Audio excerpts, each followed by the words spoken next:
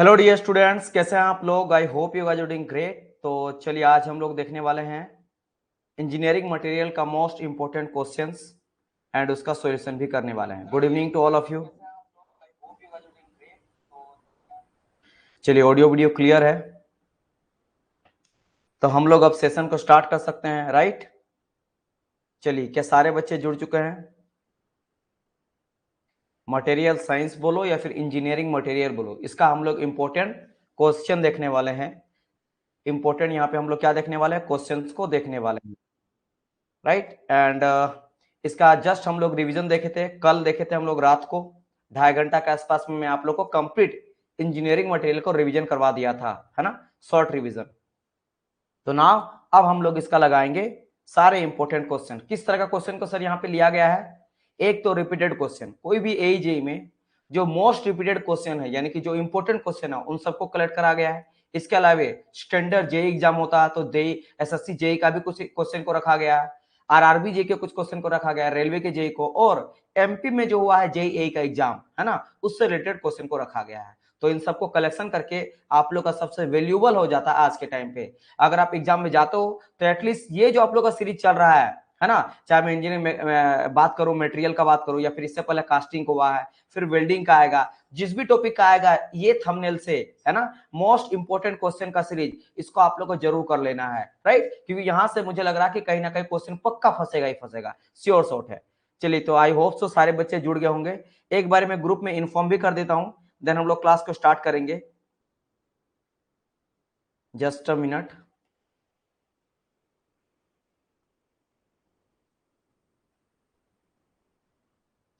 चलिए, मैंने इन्फॉर्म कर दिया क्योंकि कुछ बच्चे जो हैं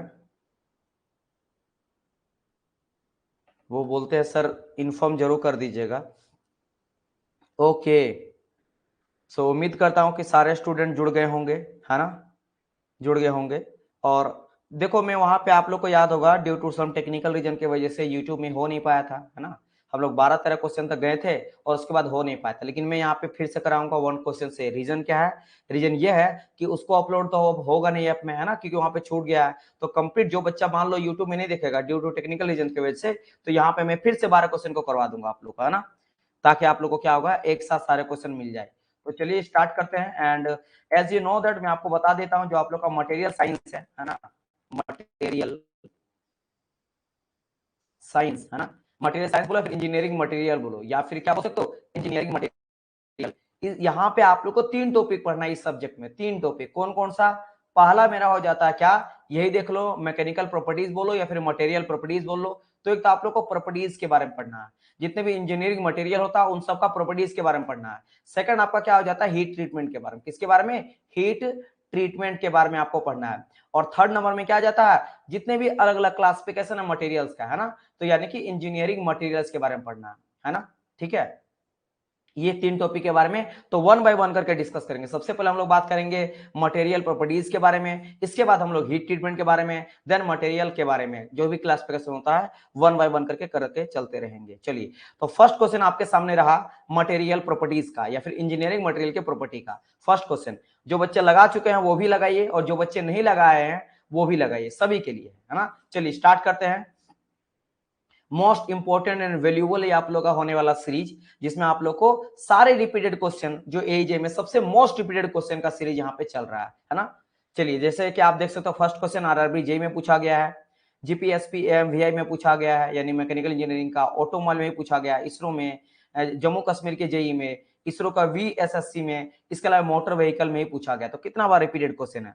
वेरी गुड। कहा गया the property of the material which enable it to resist fracture due to the impact load, है ना। इंपैक्ट लोड जो पड़ता है, हाई इंपैक्ट लोड, उसके वजह से क्या होता है कि मेरा फ्रैक्चर को रेजिस्ट करता है। इस तरह के प्रॉपर्टी को क्या कहते हैं? टफनेस कहा जाता है। ए का डी हो जाएगा। वेरी नाइस, सभी का करेक्ट है ना। बढ़ते आगे, नेक्स्ट क्वेश्चन। नेक्स्ट क्वेश्चन ये भी देख सकते हो, एचपीसीएल जेई में, आरआरबी जेई में, डीएमआरसी में, इसके अलावा यूपी ट्रिपल एससी में, जेके वही सेम जम्मू कश्मीर और आरआरबी जेई में। आरआरबी जेई में 2 बार पूछा गया, रेलवे के जेई में एक बार 14 में, फिर 19 में, है ना। क्या क्वेश्चन? बिल्कुल सही बात है, मेलिएबिलिटी। कहा गया the material property which can be transfer into seat, है ना, उसको हम लोग सीट में कन्वर्ट कर देते हैं। तो मेलिएबिलिटी को हम ऐसा प्रॉपर्टी होता है जिसको हम लोग पीट पीट के, कौन सा फोर्स यहाँ पे लगता है, कंप्रेसिव फोर्स लगता है। और यहाँ पे जो डिफॉर्मेशन होता है वो ऑल डायरेक्शन में डिफॉर्मेशन होता है, ठीक है, ऑल डायरेक्शन में आप लोग को डिफॉर्मेशन देखने को मिलता है, जबकि जो डक्टिलिटी होता है सिर्फ एक ही डायरेक्शन में, टेंसाइल फोर्स में, तब जाके वायर बनता है ना। चलिए, उसमें मेरा टेंसाइल फोर्स लगता है, इसमें मेरा कंप्रेसिव लगता है। Next question, the impact strength of the material is an index of, देखो इंपैक्ट जब भी बात करा जाए तो is talking about the toughness, है ना, किसका बात किया जा रहा है यहाँ पे, टफनेस का बात कर रहा है, राइट। चलिए, मैं यहाँ पे देखते रहूंगा, कोई दिक्कत तो नहीं हो रहा नेटवर्क वगैरह का, इसलिए मैं क्या करता हूँ, यहाँ पे मैं नेटवर्क वगैरह को चेक करते रहता हूँ कि ऑल क्लियर चल रहा है कि नहीं। बिल्कुल करेक्ट आंसर है, टफनेस यहाँ पे हो जाएगा। ये भी देख सकते हो, डीएमआरसी, इसरो रहे, है ना, आरआरबी जे रहे, बहुत सारे क्वेश्चन, मतलब बहुत सारे एग्जाम में पूछा गया है। नेक्स्ट क्वेश्चन, क्वेश्चन नंबर 4, क्या बोला गया, the material having same elastic property in all direction. अगर मेरा सेम प्रॉपर्टी रहेगा हर एक डायरेक्शन पे, same elastic property all direction, चाहे मेरा डायरेक्शन रहे कोई भी, मान लो ये वाई डायरेक्शन है, ये एक्स डायरेक्शन है, जेड डायरेक्शन है, इधर भी अगर मान लो कुछ भी प्रॉपर्टी है, मॉडुलस ऑफ इलास्टिसिटी है या टफनेस है, कुछ भी प्रॉपर्टी है, अगर ए है इधर तो इधर भी ए रहेगा, इधर भी ए रहेगा, हर डायरेक्शन में सेम है, तो इसको कहा जाता है आइसोट्रोपिक। क्या कहा जाता है, आइसोट्रोपिक। अच्छा, अगर सेम नहीं रहा तो इसको कहा जाता है आपका एन आइसोट्रोपिक। क्या कहा जाता है, आप मेरा एन आइसोट्रोपिक कहा जाता है। तो इन सभी चीजों को आप लोग को ध्यान रखना है ना, एन आइसोट्रोपिक कहा जाता है, जिसमें हर डायरेक्शन में अलग, एक्स में आपका मान लो ए रहेगा तो आपका वाई में अगर बात करेंगे तो आपका बी हो जाएगा, और जेड में आपका सी हो जाएगा। हर ए बी सी हर डायरेक्शन में अलग अलग देखने को मिल जाता है। चलिए आगे बढ़ते हैं, क्वेश्चन 5 की ओर। What property of the material enable it to be drawn into wire, बताइए मटेरियल का कौन सा प्रॉपर्टी है जिससे हम लोग उसको वायर में कन्वर्ट कर सकते हैं, जिससे हम लोग क्या कर सकते हैं, वायर में कन्वर्ट कर सकते हैं, ठीक है, ओके,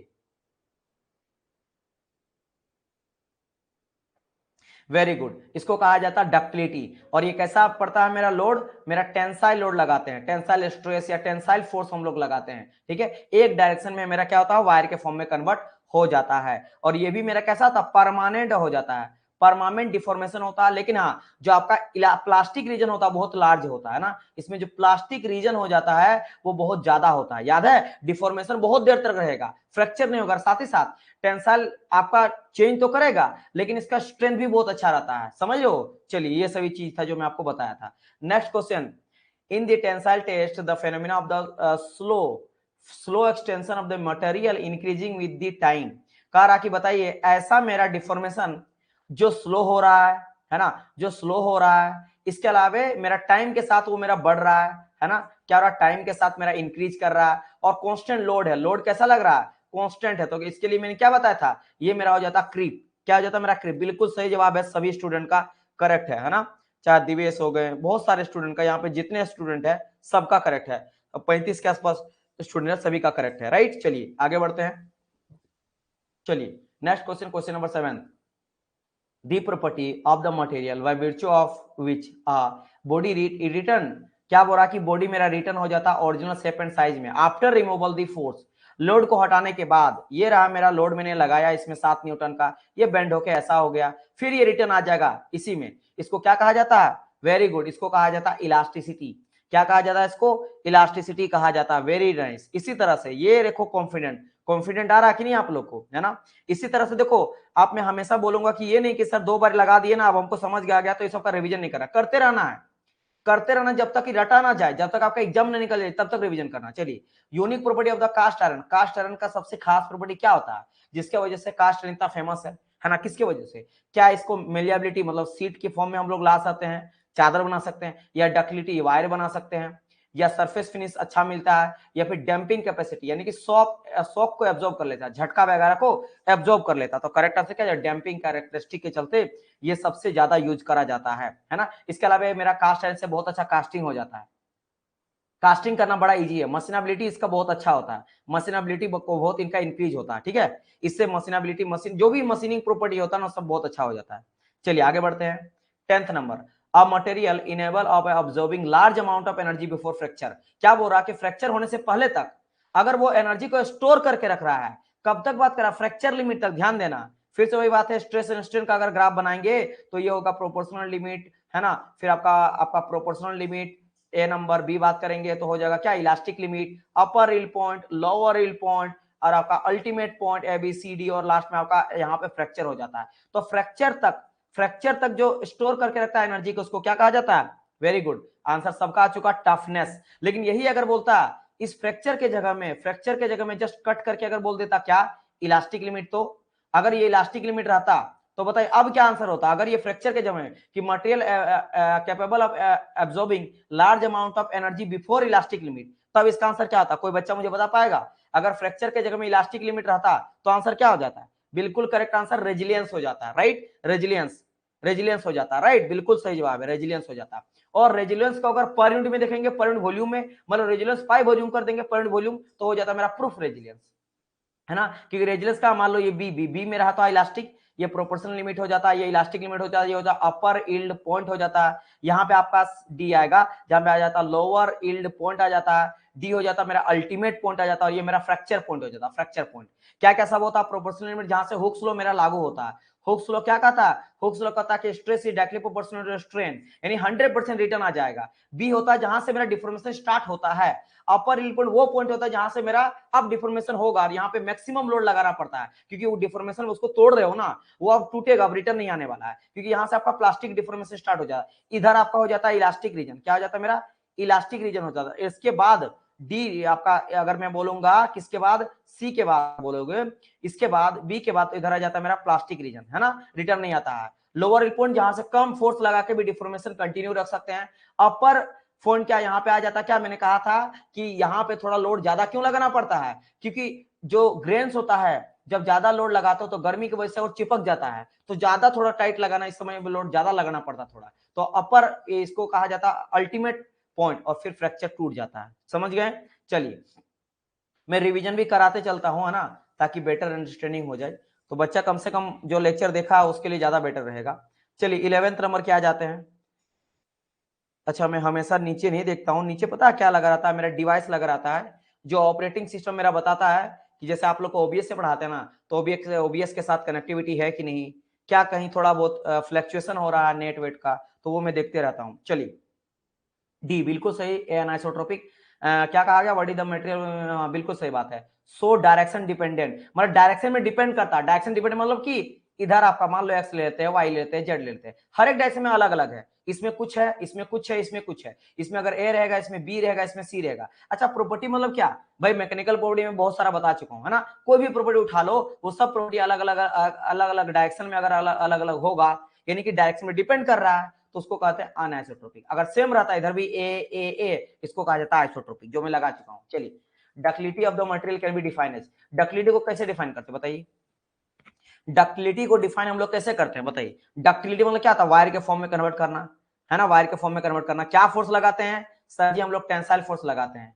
अच्छा, इसमें मेरा क्या होता है? परमानेंट डिफॉर्मेशन होता है, परमानेंट डिफॉर्मेशन होता है। और इसमें मेरा जो कौन सा प्लास्टिक जो रीजन होता है, प्लास्टिक रीजन वो बहुत ज्यादा होता है, प्लास्टिक रीजन लार्ज होता है। याद है कैसे बनाए थे? इस तरह से गया ऐसे, फिर ऐसे, तो आपका प्लास्टिक रीजन अगर मैं बात करूंगा यहां से यहां तक, यहां हो गया मेरा इलास्टिक रीजन, है ना, और ये हो गया मेरा प्लास्टिक रीजन। तो जो प्लास्टिक रीजन होता है, प्लास्टिक रीजन जो होता है ये बहुत ज्यादा बड़ा मिलता है। क्यों? जल्दी टूटता नहीं है ना, और परमानेंट होता है, एक बार घींच दिए तो रिटर्न आएगा नहीं, क्योंकि वो तो इलास्टिक कहलाएगा, रिटर्न आ जाना, है ना? तो ये क्या हो जाएगा मेरा? बिल्कुल सही बात है, C, ability to undergoes large permanent deformation in tension, है ना? परमानेंट डिफॉर्मेशन देखने को मिलता है ना? चलिए करेक्ट है। यहाँ पे एक बार एक कनेक्शन लॉस आया था मुझे, आप लोग को कुछ भी होगा तो प्लीज मुझे बताना, है ना? बिल्कुल सही बात है। यहाँ पे एक अरविंद बहुत अच्छा बात करे हैं, यहाँ पे मोर देन 5% हो जाता है, मोर देन 5% होता है। 5% क्या होता है डियर? पूरा बताओ। मोर देन 5% अरविंद क्या होता है बताओ? और यहाँ पे सारे स्टूडेंट, अगर मैं बोल रहा हूँ यहाँ पे मोर देन 5% लिखा गया स्टूडेंट के द्वारा, क्या? Post elastic region. क्या होता है मेरा? Post elastic. पोस्ट इलास्टिक बोले तो मेरा बात करा आप, इलास्टिक के बाद क्या होता है? पोस्ट, उसके बाद इलास्टिक के बाद होता है प्लास्टिक। तो पोस्ट इलास्टिक रीजन यानी कि प्लास्टिक रीजन 5 से ज्यादा होता है। 5 से ज्यादा मतलब कि रीजन ज्यादा बड़ा मिलता है आपको, जिधर रीजन ज्यादा। और यही अगर बोलता, अच्छा कोई प्रॉब्लम नहीं है ना, यही अगर बोलता कि पोस्ट इलास्टिक रीजन 5 से कम है, मतलब समझो कि जल्दी टूट रहा, मतलब कि वो गया इलास्टिक रीजन तक गया, ठीक है, इलास्टिक रीजन तो सही गया, लेकिन इसके बाद ग्रीन वाला देखना, ग्रीन के बाद मैं बता दे रहा हूँ येलो कलर से, इतना थोड़ा में ही, इतने थोड़ा में फ्रैक्चर कर गया, मतलब कि इलास्टिक फट से टूट गया। होता नहीं कोई कोई चीज कि आप अगर प्लास्टिक को देख लो, कोई हार्ड प्लास्टिक या वुड देखो, ये बैंड हुआ फट से टूट जाता, तो वो कहलाएगा कैसा, उसको बनाएगा कि मोस्ट जो आपका पोस्ट इलास्टिक रीजन है वो 5% से कम है ना। Brittle in nature, yes brittle, brittle in nature. आगे बढ़ते हैं next question. Next question, question number 13। एक सेकंड, क्या मेरे में यहाँ पे कनेक्टिविटी लॉस बता रहा है, क्यों हो रहा है भाई ऐसा? आज क्या बात है, आज लग रहा है किस्मत ही खराब है हम लोग का ना, कुछ होना ही नहीं। चलो, आप लोग को अगर दिक्कत होगा तो प्लीज मुझे इन्फॉर्म करिएगा, है ना। मैं यहाँ पे देख रहा हूँ सिस्टम में कभी कभी कनेक्शन लॉस आ रहा, मतलब वीक बता रहा है, लेकिन शायद आप लोग के लिए सफिशियंट है, क्योंकि यहाँ पे ढेर सारा ऑपरेटिंग सिस्टम चल रहा है ना। यहाँ पे आपका 4 डिवाइस कम से कम चलता है, ठीक है। एक वेबकेम के लिए चलता है, एक मॉनिटर चलता है, एक आपका पेड चलता है जिसे मैं लिखता हूँ, एक मैं सिस्टम देखता हूँ, कमेंट देखता हूँ। कहा गया मशीनिंग, यस मशीनिंग बढ़ाने के लिए हम लोग क्या करते हैं, फॉस्फोरस, लेड या सल्फर, इन सबको मिलाने से मेरा क्या होता है, मशीनिंग प्रॉपर्टी क्या होता है, वो बढ़ जाता है। क्या होता है मेरा, मशीनिंग प्रॉपर्टी इन सब से मेरा बढ़ जाता है। क्लियर, चलिए। और ये बढ़ता कैसे है, ये बढ़ता हीट ट्रीटमेंट करके, ये मैं बताना भूल गया, हीट ट्रीटमेंट, है ना। हीट ट्रीटमेंट से क्या होता है, इसका मशीनिंग प्रॉपर्टी मेरा इंप्रूव हो जाता है ना। समझ गए ना, यानी माइक्रोस्ट्रक्चर को चेंज करके। चलिए आगे बढ़ते हैं, क्वेश्चन नंबर 14। इस क्वेश्चन को मैं नहीं कर रहा हूं, लेकिन आप लोग अगर सोम पढ़े हैं, है ना, क्या पढ़े हैं, स्ट्रेंथ ऑफ मटेरियल, तो इसके बारे में आप जानते होंगे कि पॉइजन रेशियो क्या होता है। तो बताइए पॉइजन रेशियो क्या होता है, पॉइजन रेशियो क्या हो जाता है, क्या होता है मेरा पॉइजन रेशियो, है ना। मैं आपको नहीं पढ़ाया हूं, लेकिन सौम्य बिल्कुल करेक्ट, नहीं गलत, हाँ 14 का D, lateral strain bye linear strain. अच्छा, इसको अगर नहीं समझा आप लोग तो मैं आपको समझा दे। सपोज करो कि एक ऐसा बीम है कोई, इसको हम लोग फिक्स करके रखे, है ना, फिक्स करके रखे। अब आप बोलेंगे सर लेटरल क्या था, लीनियर क्या था। लीनियर डे स्टूडेंट, जो लंबा नीचे ऊपर नीचे आएगा, है ना, इसको बोलेंगे हम लोग लीनियर, LINEAR, लीनियर में समझ हो ना, ऊपर नीचे। मान लो यहाँ पे आपने क्या करा, पी लोड लगा रहा, खींच रहे हो, तो अगर खींच के मान लो ये लंबा हो गया, क्या हो गया, ये लंबा हो गया, और लंबा होकर मान लो ये L लेंथ का था, यहां से यहां तक कितना था, L था। अब ये बड़ा होकर क्या होगा, मान लो ये X लेंथ बढ़ गया, यानी कि L प्लस X हो गया, लेंथ मेरा बढ़ गया, लेंथ मेरा क्या होगा, बढ़ गया। तो इसको कहेगा लीनियर आपका स्ट्रेन। देखने स्ट्रेंथ आपको पता है, change in length bye original length, है ना, जो घिसता है लंबा हुआ तो स्ट्रेन हुआ, ठीक है। लेकिन कहा जाता है लेटरल बाय लीनियर, तो लीनियर तो हो गया, लेटरल क्या था, लेटरल मतलब होता है डियर कि अगर इसको लंबा खींचेंगे ना, तो जो इधर उधर जाता, मतलब आगे बागे, एक सेकंड में ग्रीन कलर से समझा रहा हूं, कि आगे पीछे इधर जाएगा, लेफ्ट राइट जो जाएगा उसको कहेंगे हम लोग क्या, आपका लेटरल। तो आप समझो कि अगर उसको खींचेंगे नीचे करेंगे तो ऑटोमेटिक क्या होगा, ये मेरा थोड़ा सा थिकनेस कम हो जाएगा, है ना, इसका थिकनेस कम हो जाएगा, लेंथ बड़ा हो जाएगा। आप खुद सोचो ना, रबड़ लो, रबड़ इतना बड़ा, रबड़ को अगर खींचोगे तो क्या होगा बताओ, रबड़ को अगर खींचोगे तो रबड़ हो जाएगा थोड़ा बड़ा, इसका थिकनेस हो जाएगा कम और लेंथ हो जाएगा बड़ा। देखो यहां से यहां तक लेंथ मेरा क्या हो गया, इंक्रीज कर गया, लेकिन यहां से ऐसा थिकनेस थोड़ा कम हो गया। तो ये जो थिकनेस में कमी हुआ है वो किधर हुआ, मेरा लेटरल में हुआ है, और लीनियर में लेंथ बढ़ गया है। तो इन्हीं दोनों के रेशियो को हम लोग पॉइजन रेशियो बोलते हैं। अरविंद क्या बोले डियर प्लीज, ITI वाला हूं, ओके ओके। अब प्लीज क्यों बोले वो समझ नहीं आया, समझ गए ना, ये होता है पॉइजन रेशियो। तो लेटरल बाय लीनियर का जो हम लोग लेते हैं वो पॉइजन रेशियो के थ्रू हम लोग लिया जाता है, समझ गए हैं। चलिए अच्छा, पॉइजन रेशियो से कुछ क्वेश्चन आता है, मैं आपको डायरेक्ट बताता हूँ, वैल्यू, है ना, आपने बता दिया, ओके पूछ रहे थे, ठीक है मैं बता दूंगा, डोंट वरी, है ना। लेकिन आप लोग सोम अगर पढ़े होंगे, मैं अगर सोम पढ़ाता तो अच्छा से समझा देता, डोंट वरी, समझा समझा के। लेकिन फिलहाल अभी मैं इसके लिए बता रहा हूँ, पॉइजन रेशियो को दिखाते हैं हम लोग म्यू से। अच्छा, म्यू को अभी कुछ कुछ के लिए पूछा जाता है, जैसे एक बहुत स्टील है इंपॉर्टेंट, आपको पता है सारे मटेरियल में सबसे इंपॉर्टेंट मेरा स्टील है, तो स्टील के लिए कितना रहता है, 0.25 या 23 से लेकर 0.33 तक रहेगा। तो ये स्टील के लिए पूछा जाता है Poisson ratio. Hello hello sir, sorry to disturb you, your revision lecture are extremely nice, request to conduct for welding also, if so were planning to conduct. Dear Sumit यहाँ पे बात कर रहे हैं आप, डियर सबका करवाएंगे, आप बिल्कुल टेंशन ना लो। अभी तक का आप लोग का सबसे पहले कास्टिंग का मैं करवाया हूँ, फिर इंजीनियरिंग मटेरियल का हो चुका। आज आप लोग का टारगेट था शायद वेल्डिंग का ही करवाना, आज वेल्डिंग का ही था, लेकिन आज हम लोग यूट्यूब में ये प्रैक्टिस सेशन होना था, लेकिन यूट्यूब में नेटवर्क इशू के चलते नहीं हो पाया, तो आज मैं इसको करवा दिया। तो वेल्डिंग का जो होगा वो कल हो जाएगा। वेल्डिंग का मैं आपको कल जो है मैराथन सेशन लेंगे, सेम इसी टाइम 9:30 से लेकर आप लोग का चलता 12-1 जितना बजे तक चलेगा करवा दूंगा। और सिमिलरली मैं बात कर रहा हूँ सर से, थर्मल का भी पूरा करा दूंगा, मतलब कि थर्मोडायनेमिक्स, आईसी इंजन, RAC 1.5 घंटा या 2-2 घंटा में, 1-1.5 घंटा में आईसी इंजन, 1-1.5 घंटा में थर्मल, 1-1.5 पूरा का 3 से 4 घंटा पूरा थर्मल इंजीनियरिंग को कंप्लीट करा देंगे, बिल्कुल टेंशन ना लो। और एक चीज हम आप लोग के लिए प्लानिंग कर रहे हैं जो आप लोग के लिए गुड न्यूज है। अच्छा पहले मैं आपको बता देता हूँ कास्ट अर्न कितना होता है ना। कास्ट आयरन के लिए कितना होता है? कास्ट आयरन के डियर स्टूडेंट हो जाता है 0.23 से लेकर 0.27 तक। तो ये थोड़ा ध्यान रखना, 25 से 33 तक होता है स्टील का, और कास्ट आयरन का म्यू हो जाता है पॉइजन रेशियो 0.23 से लेकर 0.27 तक, है ना, ये चीज हो जाता है। अच्छा, सब कॉर्क के लिए सबसे कम होता है, ये देखना, कॉर्क जो होता है उसके लिए म्यू का रेशियो मेरा 0 होता है। कितना होता है? 0 के आसपास होता है, समझ गए ना? तो ये थोड़ा आप लोग को ध्यान रखना है ना। और कभी कभी एक प्लास्टिक का पूछा जाता है, प्लास्टिक का 0.5 होता है म्यू का, किसके लिए? रबड़ बोलो या प्लास्टिक बोलो, रबड़ के लिए। तो ये कुछ का है, कास्ट आयरन, ये सब का बारे में पूछा जाता है ना। सर ये सभी लेक्चर ऑफलाइन में स्टोर हो रहा है ना? बिल्कुल हो रहा है, सारे को ऑफलाइन में भी शिफ्ट कर दिया जाता है, सारे कोर्स में डाल दिया जाता है लाइव के बाद। अच्छा, आप लोग के लिए गुड न्यूज क्या है? Your effort extremely expensive, thank you so much sir. Okay dear, you most welcome. अब देखो यहाँ पे मैं आप लोग के लिए और एक बहुत अच्छा गुड न्यूज है, लेकिन उसके लिए मुझे 20 तारीख को मैं आपको सबका नोट्स दे दूंगा। मैं बता रहा हूँ क्या है, मैं बता रहा हूँ क्या है गुड न्यूज। वो गुड न्यूज डियर स्टूडेंट ये है ना, गुड न्यूज ये है कि जैसे कि मैं बात करता हूं आप लोगों को, मैं कितना सब्जेक्ट पढ़ाया हूं। सबसे पहले बात करता थर्मल में, आपका आ जाता थर्मोडायनेमिक्स, है ना। फिर आपका आईसी इंजन आ जाएगा, है ना, आईसी इंजन। फिर आपका आ जाएगा आरएसी, ये थर्मल का पार्ट हो गया। अच्छा, इसके अलावा और क्या पढ़ाया है? मैं आप लोगों को पढ़ाया हूं आपका मेटल कटिंग हो गया, क्या आ गया? मेटल कटिंग आ जाएगा, है ना। फिर आ गया क्या आपका? That is called your engineering material हो गया आपका। अच्छा, और क्या बहुत इंपॉर्टेंट है, सुन के आप लोग खुश हो जाओगे, 100% है, बस मुझे लिखने दो पूरा, है ना। और क्या सब्जेक्ट हो गया? मटेरियल आपका कास्टिंग हो गया, अच्छा वेल्डिंग हो गया, ये सभी।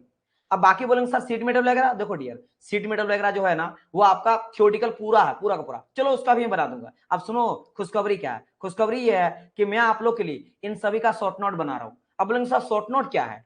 शॉर्ट नोट डियर, थर्मोडायनेमिक्स को मैं आप लोग के लिए, थर्मोडायनेमिक्स को पूरा का पूरा जो इंपॉर्टेंट चीज है वो आप लोग के लिए 2 पेज में लिख दूंगा, ओनली 2 पेज में, 2 पेज में, समझ हो। आईसी इंजन का 2 से 3 पेज में हो जाएगा, आरएससी का 1 से 2 पेज में हो जाएगा, मेटल कटिंग का भी 2-3 पेज में हो जाएगा, इंजीनियरिंग मैकेनिकल का 2-3 पेज में हो जाएगा, कटिंग का भी 2-3 पेज में हो जाएगा, वेल्डिंग का भी 2-3 पेज में। अच्छा, इसका फायदा सर, देखो मैं चाहता हूं ना कि आप लोग 20 तारीख के बाद, 20 अगस्त के बाद आप लोग के पास टाइम रहेगा 20 से लेकर 30, माना 10 डे और द 10 डे 20 डे। मैं चाहता हूं जैसे गोली नहीं खाया जाता है, बुखार होता है तो सुबह शाम एक पानी के साथ, तो मैं चाहता हूं सुबह और शाम आप पूरा का पूरा इंजीनियर मैकेनिकल इंजीनियरिंग को रिवीजन करो, और पेज कम से कम होना चाहिए। तो आप ध्यान दोगे ना तो इसमें 2-2-4 2-6 2-8 2-10 2-12 2-5 मतलब कि समझो कि 20 से भी कम जाएगा, 20 पेज से कम में। अगर मैं आप लोग को 20 पेज में पूरा मैकेनिकल को और थर्मल पार्ट को दे दूं तो क्या एक पेज में मैकेनिकल खत्म, एक पेज में थर्मोडायनामिक्स खत्म, एक में आईसी इंजन खत्म। तो क्या होगा इसे पता है आप लोग का? सुबह भी एक बार रिवीजन पूरा मैकेनिकल को कर लोगे और थर्मल को कर लोगे, आई मीन वर्कशॉप को कर लोगे, शाम को भी वर्कशॉप को और थर्मल को मैकेनिकल को कर लोगे। इससे ये फायदा होगा कि आप 20 बार रिवीजन कर सकते हो आप 20 दिन तक। और बाकी और इसको रिवीजन करने में कितना टाइम लगेगा? 1 घंटा से भी कम लगेगा। आप 1 घंटा में पूरा सब्जेक्ट को खा जा सकते हो। और देन उसके बाद करना क्या है? क्वेश्चन लगाना। क्वेश्चन तो एग्जाम तक चलते रहना चाहिए, है ना। और अगर नहीं चलेगा तो आप लोग भाई बोल देना कि सर चलेगा ही चलेगा, है ना।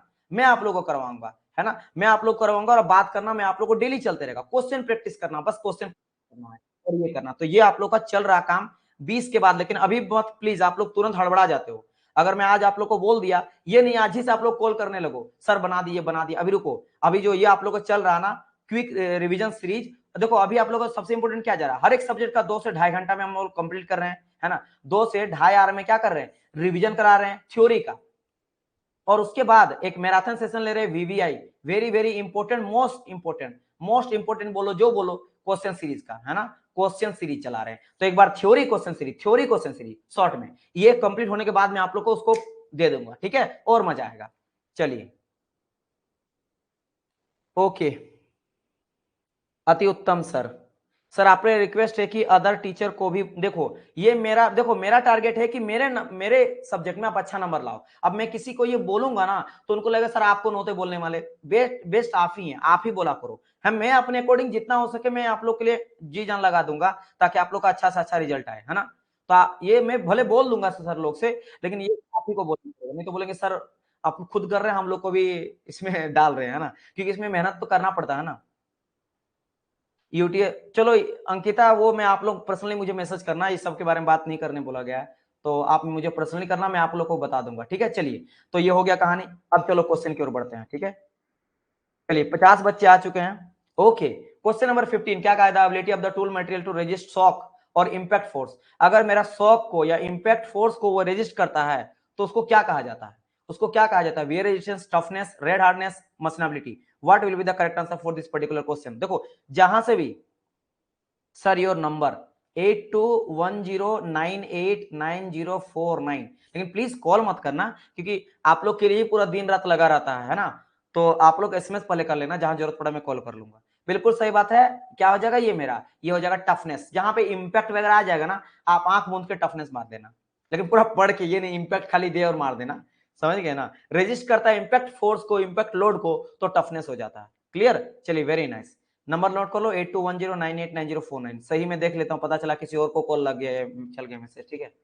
चलिए 14, toughness of the material increase when increase. Toughness अगर इंक्रीज हो रहा है तो बताओ, मैंने कहा था ये चीज और इसके बारे में हम लोग डिस्कस भी किए थे ना, मैं गलत नोट्स में लिख दिया था, फिर आप लोग बोले तो मैं उसको चेंज किया था, याद है। टफनेस अगर बढ़ेगा तो बताओ स्ट्रेंथ बढ़ेगा कि घटेगा, क्या यहाँ पे वैसे व्हेन, ये तो मैं बोल ही दिया आप लोग का आंसर, मैं तो आंसर यहाँ पे बोल ही दिया आप लोग को। अच्छा यहाँ पे बी क्यों आंसर लगा रहे भाई, मैं आप लोगों को बोला था कि टफनेस बढ़ने से स्ट्रेंथ बढ़ता है, स्ट्रेंथ बढ़ता है, टफनेस बढ़ने से स्ट्रेंथ बढ़ता है।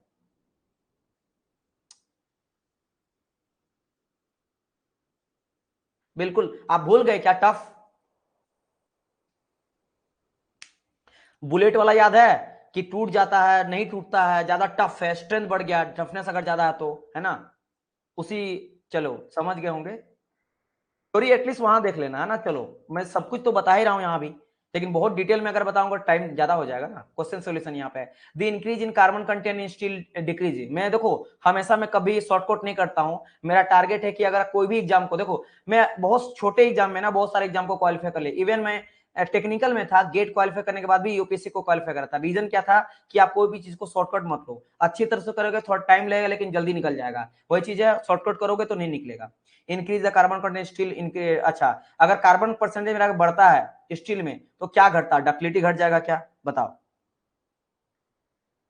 या हार्डनेस घट जाएगा। सही जवाब है हार्डनेस, मेरा क्या हो जाएगा, हार्डनेस मेरा in steel increase, the increase in carbon content in steel decrease its hardness. हाँ हार्डनेस मेरा घट जाता है अगर, एक सेकंड एक सेकंड,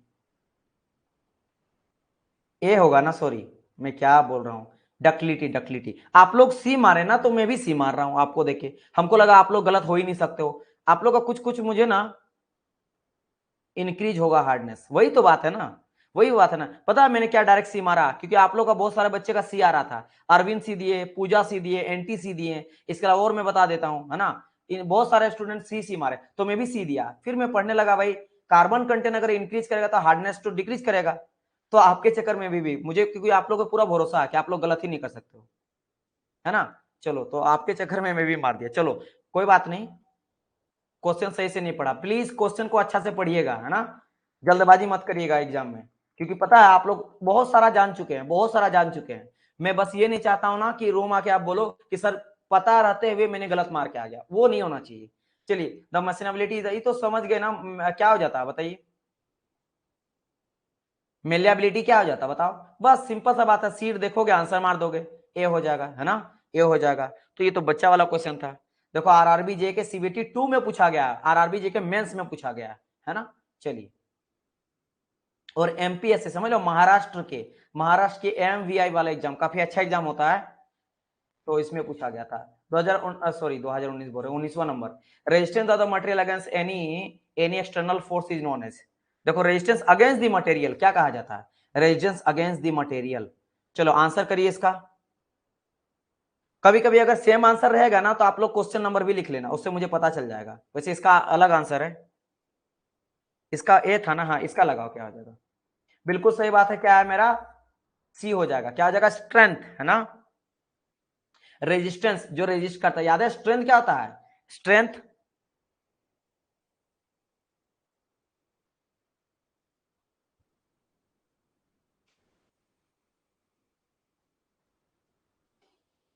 चलो very nice very nice, correct है। 20 नंबर का आ जाते हैं, in compression test the crack of the specimen of the cast iron will be eight.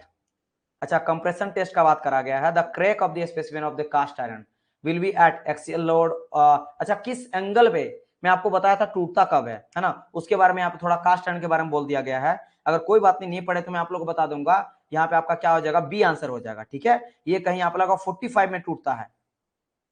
अगर ऐसे में बता देता हूं तो कुछ यहाँ पे 45 एंगल में टूटता है। अगर यहाँ पे पी लोड लग रहा है, कैसा लोड, अगर कंप्रेशन लोड है, समझ लो आपका ये कास्ट आयरन है, ये क्या है मेरा कास्ट आयरन है, और कास्ट आयरन को मैं क्या कर रहा हूँ, कंप्रेशन लोड लगा रहा हूँ। अगर नहीं पता तो अभी मैं आप लोगों को बता देता हूँ, कंप्रेशन लोड तो कब किस एंगल में टूटेगा, तो 45 एंगल में ये टूटता है ना, समझ गए ना। चलिए ये चीज हो गया, तो क्या होगा मेरा ऑब्लिक प्लेन में हो जाएगा, समझ गए ना।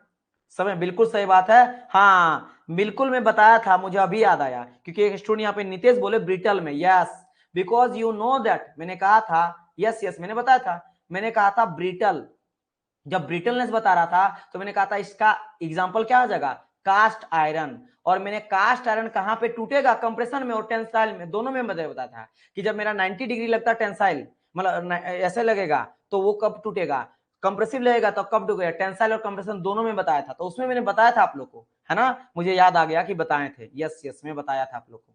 चलो देखो यहाँ पे मुझे ही नहीं याद है लेकिन आप लोग को याद है, ये अच्छी बात है। चलिए, resilience of the material is important when it's subjected to, बोला रेजिलियंस इंपॉर्टेंट है कब भाई, किस लोड को सब्जेक्ट रहता तब ये इंपॉर्टेंट हो जाता है, बताइए कब हो जाता है इंपॉर्टेंट रेजिलियंस कंबाइंड। ये थोड़ा सा आपको दिमाग थोड़ा लगाना पड़ता है, देखो फटिग तो होगा नहीं, है ना, थर्मल स्ट्रेस, थर्मल का बात नहीं है ना, कंबाइंड लोडिंग यहाँ पे हो जाएगा मेरा शॉक लोडिंग, या शॉक लोडिंग हो जाएगा, है ना, शॉक लोडिंग हो जाएगा, क्लियर, शॉक लोडिंग हो जाएगा। चलो वेरी नाइस, आगे बढ़ते हैं। Silicon when added to the copper increase, silicon when added to copper increase. चलो थोड़ा यहाँ पे थोड़ा ये डीप क्वेश्चन पूछ गया, क्योंकि देखो ये आपका थोड़ा सा पीएससी का क्वेश्चन है, लेकिन फिर भी मैं ले आया हूं, है ना, क्योंकि ये हम लोग अधिकतर पढ़े स्टील के बारे में कि स्टील में ऐड करें क्या, यहाँ बोला गया सिलिकॉन को अगर कॉपर में ऐड करते हैं तो क्या होगा, तो फिर भी जान लो स्ट्रेंथ और हार्डनेस दोनों बढ़ता है ना, स्ट्रेंथ हार्डनेस दोनों बढ़ जाता है। अगर आप सिलिकॉन को ऐड करते हो कॉपर में तो हार्डनेस आपका बढ़ जाता है, स्ट्रेंथ भी बढ़ जाता है, क्लियर, समझ गए ना, इसको याद रख लेना। चलो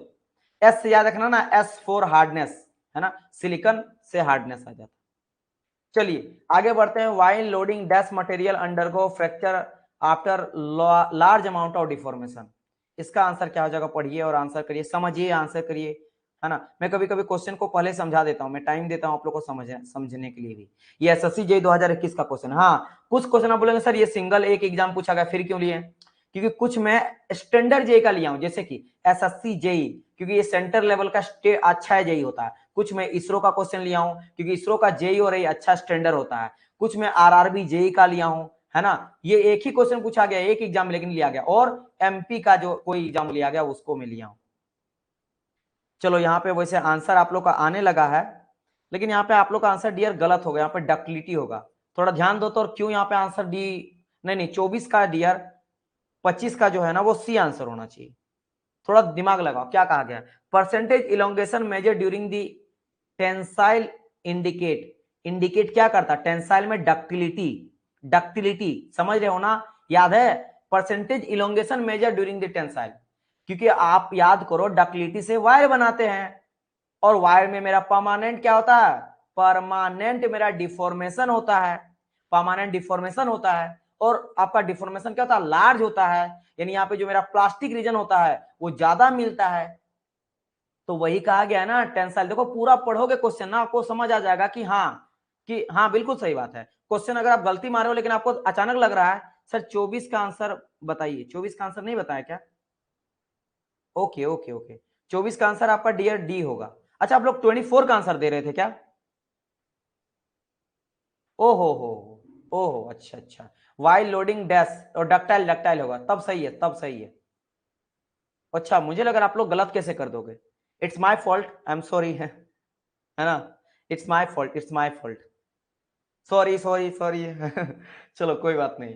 while loading ductile material undergo fracture after large large amount of deformation, तो आपका डी होगा, लेकिन दोनों का डक्टाइल आंसर होगा, मैं शायद क्वेश्चन को आगे बढ़ा दिया, है ना, एंड यहाँ पे आपका डक्टिलिटी होगा। चलो सही है सही है सही है, शक्तिमान, हाँ सॉरी सॉरी शक्तिमान चलो मैं माफी मांगता हूं, मैंने पार कर दिया था।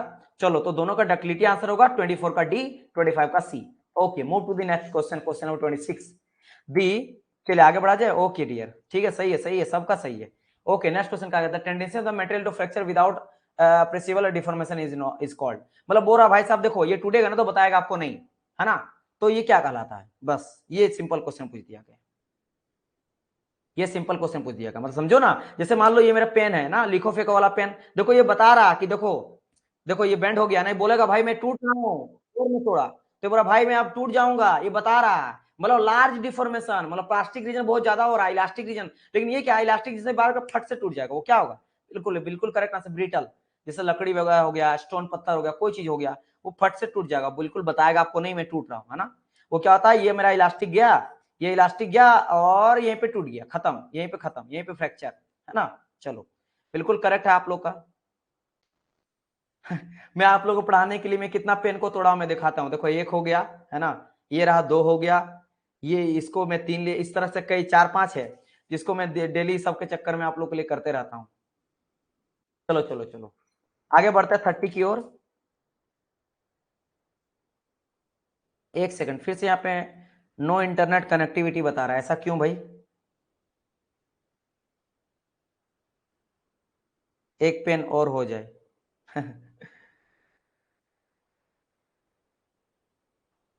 चलिए कहा गया the capacity of the material to absorb the energy when it is deform elastically and release then, अच्छा अच्छा, पहले जब हम लोग इलास्टिकली कर रहे हैं तो एनर्जी को स्टोर कर रख रहा है, बाद में हम लोग वो रिलीज कर दे रहा है, उसको क्या कहा जाता है, उसको क्या कहा जाता है, बिल्कुल करेक्ट है, रेजिलियंस कहा जाता है ना, रेजिलियंस कहा जाता है, क्योंकि कहां तक बात करा गया देखो कि capacity of material to absorb energy elastically, elastic limit तक, तो भाई साहब ये रेजिलियंस का बात कर रहा है, ये रेजिलियंस का बात कर रहा है, पकड़ लिए ना आप लोग, चलो very good. 70 select the statement that is not characteristic of the tool steel, बात करा टूल स्टील का कौन सा स्टेटमेंट यहाँ पे नहीं है, गलत है, सर गलती से आईपैड का पेन मत तोड़, नहीं नहीं, आईपैड का पेन जो होता है ना डियर, वो देखो वो ठोस है, ये तो कैसा है, ये ब्रिटल नेचर है, तो इलास्टिक रीजन तो बनेगा थोड़ा बहुत, ना के बराबर बनेगा मुझे लग रहा है, प्लास्टिक रीजन तो बनेगा ही नहीं, ये डायरेक्ट फ्रैक्चर हो जाएगा, क्योंकि पोस्ट इलास्टिक रीजन इसमें क्या बनेगा 5% से कम बनेगा, है ना, तो ये तो है, चाहे मैं इसका बात करूं, ये दोनों जो है ना,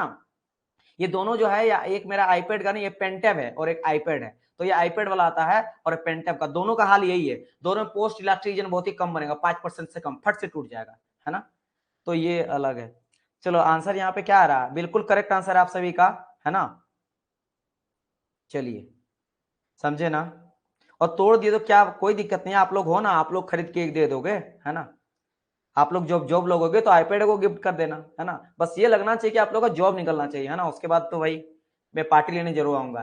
खैर यहाँ पे बिल्कुल करेक्ट आंसर है, क्या कहा गया, नॉट अ करेक्ट है, हाँ बिल्कुल, क्योंकि टूल स्टील में हम लोग 1.5 तक कार्बन परसेंट मिलाते हैं, राइट, तो ये 0.3 से लेकर 0.6 की बात करा गया, तो बेसिकली किसका बात करा है बोला, तो ये मेरा डेड स्टील के बाद जो लो कार्बन स्टील होता है ना और मीडियम कार्बन स्टील होता है उसके बीच में है ये, है ना, समझ गए ना,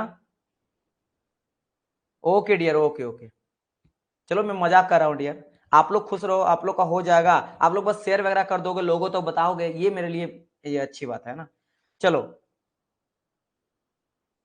तो समझ गए इसका आंसर, चलिए आगे बढ़ा जाए, आगे बढ़ा जाए, next, which of the following material has the maximum ductility, बताओ, मैंने डक्टिलिटी का 3 4 5 6 बताया था आप लोग को मटेरियल, जिसमें बताया था मिनिमम से लेकर मैक्सिमम तक, तो यहाँ पे मैक्सिमम डक्टाइल कौन हो जाता है, इन सब में, इन चारों में से, है ना, इन चारों में से, पढ़ाएं मस्त है पूरी, क्वेश्चन सॉल्व होते हैं, यस यही यही होना चाहिए, सारे क्वेश्चन सॉल्व होगा ना, मैं चाहता हूं कि 100% क्वेश्चन सॉल्यूशन हो, नहीं तो क्या ही फायदा टीचर का, टीचर अगर पढ़ाए क्वेश्चन ही ना लगे या टीचर बताने के बाद लगे तो वो मैं नहीं मानता हूं, मैं मानता हूं खुद स्टूडेंट पढ़े लगाए बाद में स्टूडेंट बोले, हाँ अगर मैं नहीं पढ़ाया हूं जो टॉपिक वो नहीं लगता तो मैं मानता हूं क्योंकि मैं पढ़ाया नहीं हूं, लेकिन पढ़ाने के बाद अगर उस टॉपिक से क्वेश्चन ना लगे तो फिर टीचर पढ़ाने का कोई फायदा नहीं होगा, अगर क्वेश्चन आके एग्जाम में रटवा रहा, मतलब वीडियो में रटवा रहा, तो वो मैं नहीं मानता हूँ। चलो बिल्कुल करेक्ट आंसर है आपका, क्या हो जाएगा, एल्यूमिनियम, देखो यहाँ पे एक भी बच्चा का मुझे लग रहा है अभी तक कोई भी किसी में गलती नहीं हुआ आप लोग का, एक तो मैं खुद कंफ्यूजन की वजह से हुआ था, सर आपने मैकेनिकल में आग लगवा दिया। ओके डियर, बस आप लोग का एग्जाम अच्छा हो जाए, है ना, मैं उसका वेट कर रहा हूँ कि एग्जाम आप लोग का बहुत मस्त हो जाए, तब मजा आ जाएगा। चलिए क्या बात करा, अच्छा ये तो भाई इनवार का बात कर दिया, बिल्कुल सही बात है, मैं सी देख के बोल दिया, है ना, देखो जीरो कोफिशिएंट एक्सपेंशन, ठीक है, जीरो कोफिशिएंट एक्सपेंशन, अच्छा कोई बच्चा मुझे ये बता पाएगा कि ये इनवार बनाने के लिए हम लोग कितना परसेंट क्या मिलाते हैं, स्टील में मिलाया जाता है, स्टील में मिलाते हैं, लेकिन स्टील में हम लोग क्या मिलाते हैं ये कोई बताएगा, और कितना परसेंट, है ना, क्या मिलाते हैं और कितना परसेंट मिलाते हैं, कोई स्टूडेंट अगर मुझे बता देना तो मजा ही आ जाएगा। 36% मिलाते हैं, बिल्कुल सही जवाब है। लेकिन 36% क्या मिलाते हैं, आंसर कुछ दिए हैं क्या? बिल्कुल सही बात है, निकल मिलाते हैं, यस, है ना। क्या मिलाते हैं डियर स्टूडेंट, हम लोग निकल मिलाते हैं, बिल्कुल करेक्ट है, सही है सही है सही है। ओके, अच्छा ये आपको ये पता है ना, एक्सपेंशन मतलब कि एक्सपेंड नहीं करेगा, गर्म करते हैं तो फैलता है, और ठंडा करते हैं सिकुड़ता है, जैसे कास्टिंग में देखे सिकुड़ जाता है, तो ये नहीं होता, जीरो होता है ना, फैलेगा नहीं गर्म करने पे। चलिए, जैसे प्लास्टिक भी फैल जाता है ना, देखते हो ना। चलिए आगे बढ़ते हैं, बिल्कुल करेक्ट है डियर अरविंद, नीतीश, है ना, सृष्टि, शक्ति, बंदन, नीति, सीड, पूजा, भानु, अखिलेश, एके, नील, बहुत सारे स्टूडेंट, लगभग 50 स्टूडेंट यहाँ पे, 52 अभी 55 स्टूडेंट, सबका करेक्ट है almost. The ability of material to resist deformation और deflection under stress is known as, क्या कहते हैं भाई? अंडर स्ट्रेस का बात करा गया है। यहाँ पे देखो, यहाँ पे देखो, देखो यहाँ पे टफनेस से नहीं बोलेंगे यहाँ पे, क्योंकि यहाँ पे क्या मैंने कहा था, इंपैक्ट का बात करा था, इंपैक्ट यहाँ पे नहीं है ना, तो इसको तो छोड़ दो, इसको तो छोड़ दो। अच्छा, डक्टिलिटी कब आप मारना है, देखो कभी कभी एलिमिनेशन करना, बिल्कुल सही जवाब है, सी हो जाएगा। क्यों भाई साहब, ये इंपैक्ट का बात नहीं करा, तो इसको तो हट गया। डक्टिलिटी मेरा होता क्या, परमानेंट डिफॉर्मेशन, तो ये भी मेरा हट गया, ये भी मेरा हट गया। यहाँ पे रिजिड डिफॉर्मेशन, डिफ्लेक्शन, ये मैंने कहा था ना, लोड अपन एरिया, तो स्टिफनेस आ जाता है, स्टिफ, ज्यादा ये स्टिफ है ना, रेजिस्ट करा डिफॉर्मेशन को, ज्यादा स्टिफ है, जो ज्यादा डिफॉर्मेशन को रेजिस्ट करेगा वो ज्यादा स्टिफ होता है, यानी डिफ्लेक्शन जो नहीं हो रहा अंडर स्ट्रेस लगाने से, ठीक है। इस तरह से कभी कभी इलिमिनेशन ट्राई करना, कभी अगर आपको लगे कि सर ना, क्योंकि देखो आपको मैं फ्रेंकली बता रहा हूँ, स्टिफनेस के बारे में ज्यादा डिटेल आपको नहीं बताऊं, बस 2 लाइन बताया था, एक लाइन आपका डेफिनेशन, एक लाइन लिखा हुआ था, एक लाइन आपका, क्योंकि वो ज्यादा डिटेल में नहीं जाना चाह रहा था, इसलिए इसमें मैं डाटा खोल देता तो आपको समझ आ जाता कि क्या बेसिक आपका डिफरेंस है इन सब में। लेकिन एलिमिनेशन से लगाओगे तो आपको पकड़ लोगे कि सी आंसर हो जाएगा, जैसे मैंने करा उसी तरह ट्राई करना। चलो, the stiffness is the ability of material to resist, देखो यहां से थोड़ा और क्लियर होगा। सर कल मेटल कटिंग होगा क्या? कल में आप लोग का आप लोग खुद बोलो, मेटल कटिंग करवाएं या वेल्डिंग करवाएं, आप जो बोलो वही करवा देंगे, मेरा क्या, मैं आज नहीं तो कल दोनों करवाना है ना, कल जो करवाएंगे परसों जस्ट उसके अपोजिट मुझे वो करवाना पड़ेगा, तो कुछ भी करवाएं तो हो ही जाएगा। बिल्कुल करेक्ट आंसर है डिफॉर्मेशन अंडर स्ट्रेस, है ना, ये रेजिस्ट करता है क्या, डिफॉर्मेशन अंडर स्ट्रेस, है ना, यानी कि जो ज्यादा मेरा मतलब समझ रहे हो कि जैसे नहीं होता कि कोई बंदा ना बहुत स्ट्रेस में है, लेकिन उसके मतलब शरीर से पता नहीं चल रहा है, सपोज करो आप बहुत स्ट्रेस हो, लेकिन बाहर जा रहे हो, खुश जा रहे हो, है ना, खुश होकर जा रहे हो, अंदर में आपका बड़ा अंदर में टेंशन चल रहा है, तो उसको स्टिफनेस कहेंगे, बहुत स्टिफ है ये, है ना, वो ज्यादातर वो झेल रहा है, डिफॉर्मेशन को रेजिस्ट कर रहा है, ठीक है। लेकिन लिमिट का नहीं बात कर रहा है, अगर फ्रैक्चर लिमिट बोल दिया तो टफनेस हो जाएगा, इलास्टिक लिमिट बोल दिया तो मेरा अलग चीज रेजिलेंस हो जाएगा, है ना, यहाँ लिमिट का बात नहीं करा गया। चलो, अच्छा वेल्डिंग बोल रहे, ठीक है, वेल्डिंग ले लेंगे, कोई दिक्कत नहीं है, वेल्डिंग ले लेंगे, ओके ओके। चलो आगे बढ़ते हैं 76, area under stress strain curve, देखो अब आ गया ना स्ट्रेस स्ट्रेन कर्व, है ना, कहा गया कि भाई up to the rupture point, rupture मतलब फ्रैक्चर पॉइंट, है ना, represent which property of the material, कौन मेरा, ये तो भाई एकदम क्या ही बोले, बच्चा बच्चा क्वेश्चन आपको दे रहा है। वेल्डिंग तो हो चुकी है, वेल्डिंग कहाँ हुआ डियर, वेल्डिंग नहीं हुआ, वेल्डिंग का रिवीजन नहीं करवाया गया ना, बिल्कुल सही बात है, टफनेस, क्योंकि ये रहा स्ट्रेस एंड स्ट्रेन, है ना, ये रहा proportional limit, elastic limit, upper hill point, lower hill point, ultimate point and fracture point, तो यहां तक जो मेरा एनर्जी को स्टोर करता है इसी को तो हम लोग बोलते हैं टफनेस, बिल्कुल सही जवाब।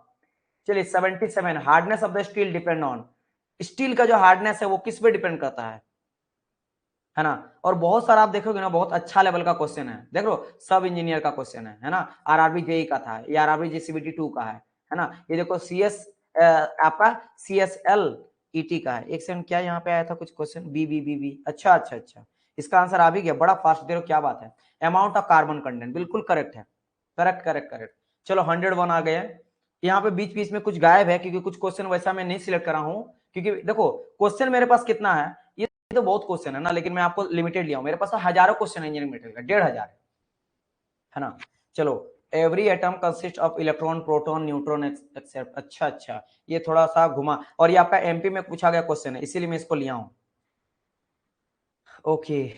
चलो बिल्कुल, ये देखो आपका एकदम बेसिक है, भले मैं नहीं बताया हूं, लेकिन हर बच्चा को इसके बारे में तो पता ही है ना। क्या हो जाएगा आंसर इसका, ए हो जाएगा, का every atom consist of electron, proton, neutron except hydrogen atom, है ना। क्योंकि आपको पता है हाइड्रोजन एटम में क्या रहता है, ये देखो ये आपका एटम होता है ना, एटम का होता है न्यूक्लियस, न्यूक्लियस में होता है मेरा क्या, प्रोटॉन होता है और न्यूट्रॉन होता है, और बाहर में इलेक्ट्रॉन होता है जो रोटेट करते रहता है, समझ रहे हो ना। ओके, लेकिन मैं बात करूंगा अगर किसका, हाइड्रोजन का, तो हाइड्रोजन का क्या है डियर कि अंदर में मेरा था तो प्रोटॉन, न्यूट्रॉन था ही नहीं और बाहर में इलेक्ट्रॉन था, इसलिए साइंटिस्ट लोग कंफ्यूज हो गया है ना कि भाई साहब इसके अंदर तो कुछ है ही नहीं।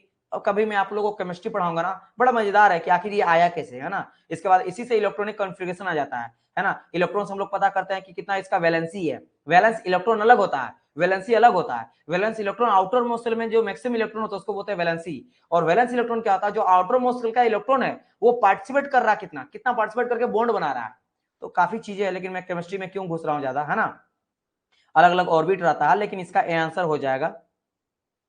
अच्छा आपको नहीं पता था, तो ये ध्यान रखना इसमें आपका क्या नहीं पाया जाता, इसीलिए देखना जब भी मैं बोलता हूं कि हाइड्रोजन का एटॉमिक नंबर कितना होता है, एटॉमिक नंबर मैं बता देता हूं, तो एटॉमिक नंबर इसका एक होता है, एक होता है। लेकिन अगर मैं बोलूंगा कि हाइड्रोजन का बताओ एटॉमिक मास कितना होता है, एटॉमिक मास कितना होता है, तो डियर एटॉमिक मास इसका भी एक ही होता है। लेकिन बाकी का देख लो, जैसे हीलियम का एटॉमिक नंबर जब बात करेंगे, है ना, एटॉमिक नंबर तो होता 2, लेकिन एटॉमिक मास बात करेंगे तो 4 हो जाता है। ऑक्सीजन का 8 है तो 16 हो जाता है, समझो। नाइट्रोजन का 7 है तो 14 हो जाता है, समझो, जस्ट दुगना, या दुगना से थोड़ा ज्यादा भी रहता है, क्योंकि इसके एटॉमिक मास क्या होता है, मास होता है जो प्रोटॉन और न्यूट्रॉन है उसके जोड़ के हम लोग बोलते हैं मास। और एटॉमिक नंबर किसको बोलते हैं, नंबर ऑफ इलेक्ट्रॉन को, नंबर ऑफ इलेक्ट्रॉन को बोला जाता है आपका, या फिर नंबर ऑफ प्रोटॉन को, क्योंकि इलेक्ट्रॉन इक्वल टू प्रोटॉन होता है, जितना इलेक्ट्रॉन होता है उतना प्रोटॉन होता है, लेकिन जो न्यूट्रॉन होता है वो अलग होता है, ठीक है। तो मास नंबर जो होता है वो हम लोग क्या करते हैं, प्रोटॉन और न्यूट्रॉन को जोड़ के बोलते हैं, जो पाया जाता है कहां पे, आपके केंद्रक में।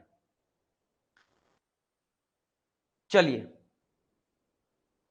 क्या बोले सर, 325 भी जा सकता है अगर सर ऐसा पढ़ाएंगे तो।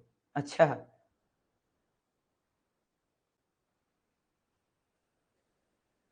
चलिए समझ गए, ओके। तो इसका ये हो गया, आगे बढ़ा जाए। Which phenomena is not use in the property of hardness,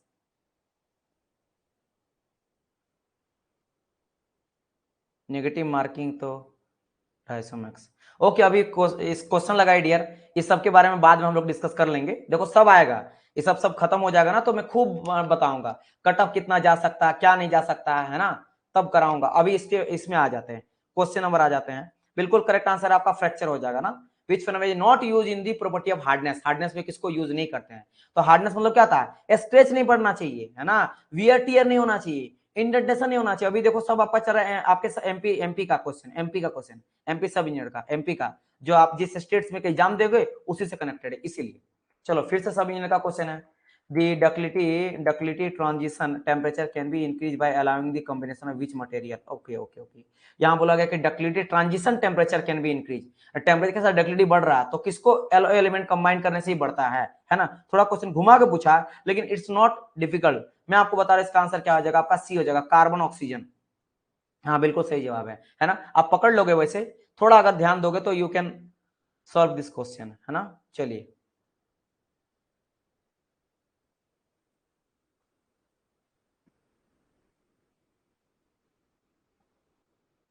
ठीक है। डक्टिलिटी ट्रांजिशन क्या है, ट्रांजिशन से मैं उसको चेंज कर रहा है, तो सपोज करो डक्टिलिटी घटाना बढ़ाना चाहते हो, या मान लो घटाना चाहते हो तो कार्बन ऐड कर लो या कार्बन घटा दो, क्योंकि कार्बन मिलाने से हार्डनेस बढ़ता है, समझ लो, ट्रांजिशन चेंज। तो इसी की वजह से तो चेंज आएगा ना, कि डक्टाइल ज्यादा डक्टाइल हो रहा है और डक्टाइल कम डक्टाइल हो रहा है, समझे। तो बस एक पॉइंट है खाली पकड़ना है। चलो भाई, silicon is added in the low carbon steel, मैंने आपको कहा था ना, बहुत सारा चीज बताया था कि लो कार्बन स्टील में या कार्बन स्टील में या स्टील में ऐड करने से क्या बढ़ता क्या घटता। सिलिकॉन का बात करा गया, सिलिकॉन से क्या होता है, सिलिकॉन से क्या था। कोई बात नहीं, इस तरह का क्वेश्चन अगर आप नहीं याद है ना तो डायरेक्ट टू द पॉइंट में बता दूंगा, याद रख लेना। सिलिकॉन से हार्डनेस बढ़ता है, यह याद रखना कि सिलिकॉन करने से मेरा लो कार्बन स्टील का हार्डनेस मेरा बढ़ जाता है, बस ये ध्यान रखना। क्या हो जाएगा 105 का, मेरा ए हो जाएगा, हार्डनेस इंक्रीज होता है, ठीक है, रट लेना। लो कार्बन स्टील सिलिकॉन ऐड करने से हार्डनेस मेरा बढ़ जाएगा। आगे बढ़ा जाओ, क्योंकि कुछ चीजें है, कुछ चीजें से जो रटना आपको पड़ता है। Which are the following properties increase by adding sulphur, अब देखो सल्फर, और कुछ कुछ है जो पूछा, सिलिकॉन, सल्फर, फास्फोरस, ये तीन जो है ना ये बार बार पूछा जाता है हर एक में। लो कार्बन स्टील में पूछ दिया, कास्ट आयरन में पूछ दिया, स्टील में पूछ दिया। अब देखो यहाँ पे कहा गया which are the following property increase by adding the sulphur. अब सल्फर को अगर ऐड करेंगे स्टील में तो क्या इंक्रीज करेगा बताइए। तो इससे बिल्कुल करेक्ट आंसर है, मशीनेबिलिटी इंक्रीज कर जाता है स्टील में। ये तो अगर ये भी रहता ना, सिलिकॉन भी रहता तब भी आंसर यही रहता है ना। स्टील के लिए तो सब में मशीनेबिलिटी इंक्रीज करता है ना। वेरी गुड, आगे बढ़ते हैं 107। क्या कहा गया, which are the following is correct for cast iron. Cast iron के लिए सही कौन सा है बताओ। अभी सब आपका एमपी का ही चल रहा है ना, हाँ अभी भी एमपी ही चल रहा है, सारे एमपी का क्वेश्चन पूछा गया है। चलो वेरी गुड डियर अरविंद, सही है। अब चलिए बढ़ते हैं आगे 107 की ओर। Which are the following is the correct for cast iron. Cast iron के लिए करेक्ट स्टेटमेंट कौन सा है, बिल्कुल सही बात, एक सेकंड।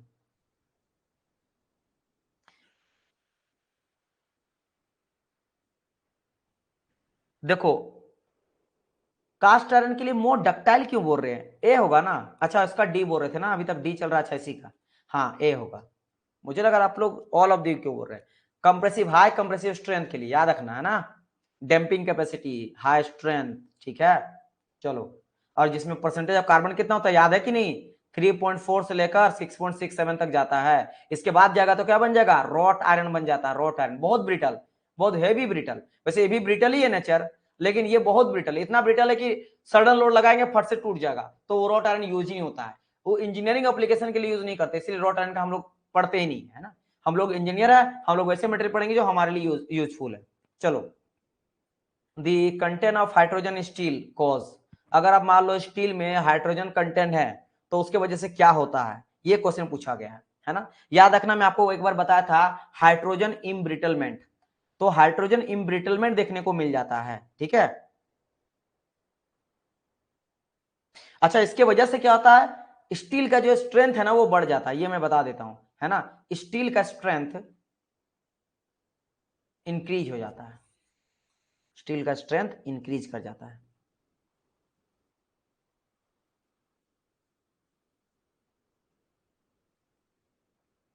और कार्बन परसेंटेज से भी मेरा स्ट्रेंथ इंक्रीज करता है।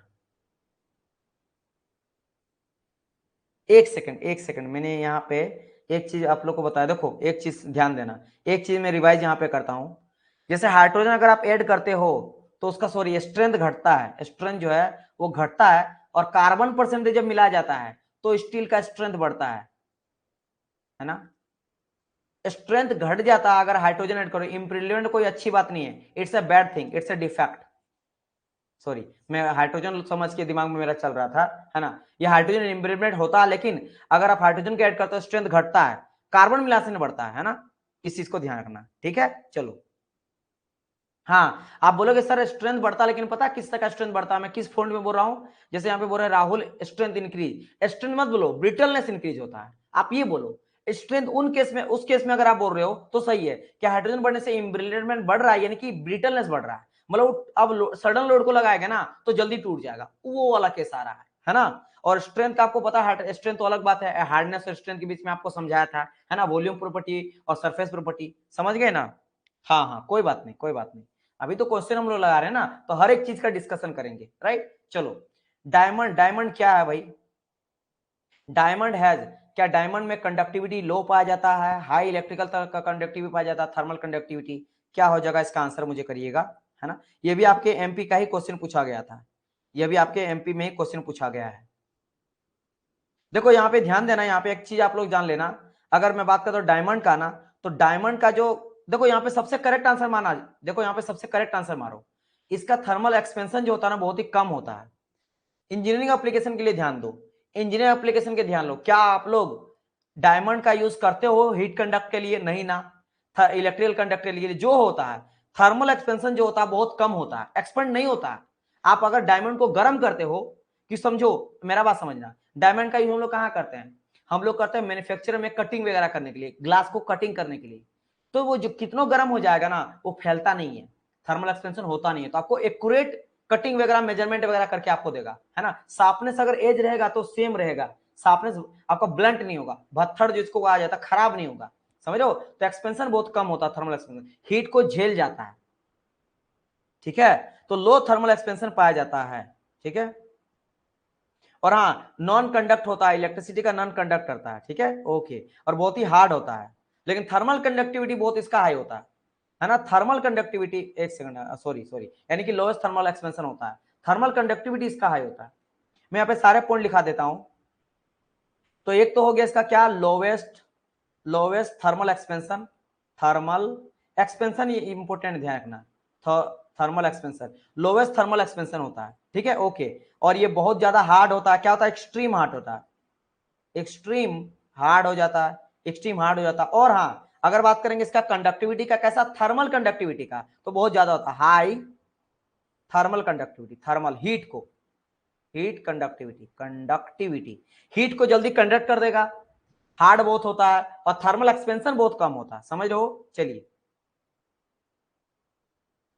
और हाँ, अगर मैं बात करूंगा इसका स्ट्रक्चर कैसा होता, तो मेरा क्रिस्टल स्ट्रक्चर का बात करेंगे तो ऑक्टाहेड्रल होता, क्या होता, ऑक्टा, OCTHEDRAL, ऑक्टाहेड्रल। चलो, बहुत सारा डायमंड के बारे में बता दिया, तो कभी अगर कोई भी एग्जाम में आए ना, तो ये सभी चीज अगर जान जाओगे तो काम बन जाएगा आपका।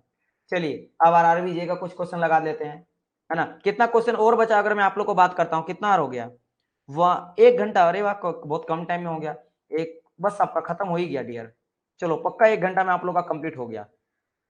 पढ़ते हैं, मैं और कुछ क्वेश्चन मैं सोच रहा था अभी ऐड कर लेता, लेकिन छोड़ो, कोई बात नहीं, और कुछ क्वेश्चन ऐड करते हैं और आपको कॉन्फिडेंट मिलता है ना। क्वेश्चन क्या बोला, the ability of material to deform into deform without breaking, deform हो जाता है विदाउट ब्रेकिंग, इसको क्या कहा जाता है, 133 का। चलो, वेरी नाइस, सभी का जो है आंसर बिल्कुल करेक्ट आ गया है ना, बिल्कुल करेक्ट आ गया है, plasticity. Next question, and this is the last question for this session, 147। मुझे और क्वेश्चन आप लोग के लिए ऐड करना था, मुझे अब लग रहा है, मुझे लगा था ये ना 1.5 घंटा से ज्यादा ना हो जाए, इसके वजह मैं सिलेक्ट करा था बहुत ही कम क्वेश्चन, लेकिन अब लग रहा है क्वेश्चन ज्यादा सिलेक्ट करना चाहिए। क्या कहा, which are the following material है नॉन लीनियर इलास्टिक बिहेवियर। देखो, ये ना रबड़ का था, नॉन लीनियर मतलब मैं समझा रहा हूँ कैसा था, रबड़ का मैं आपको बता देता हूँ।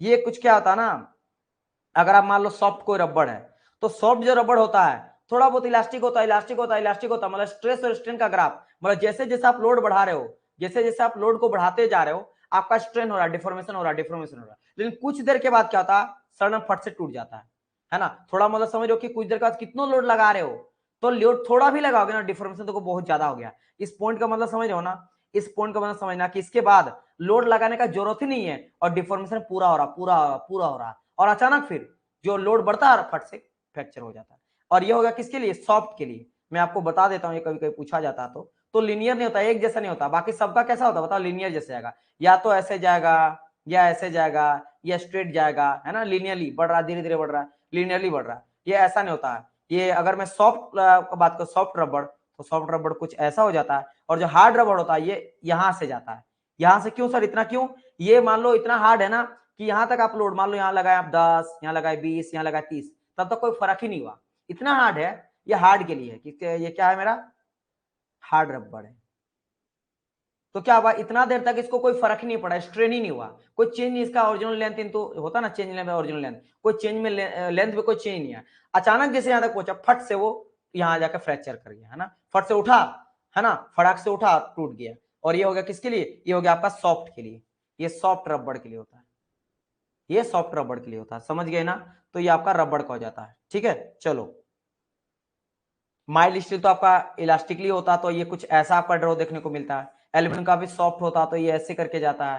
कास्ट आयरन मेरा ब्रिटल होता, तो कुछ ऐसे आपका लिनियर नहीं जाएगा, तो इस तरह से। लेकिन ये आपका नॉन लिनियर जो है वो इसी का बनता है।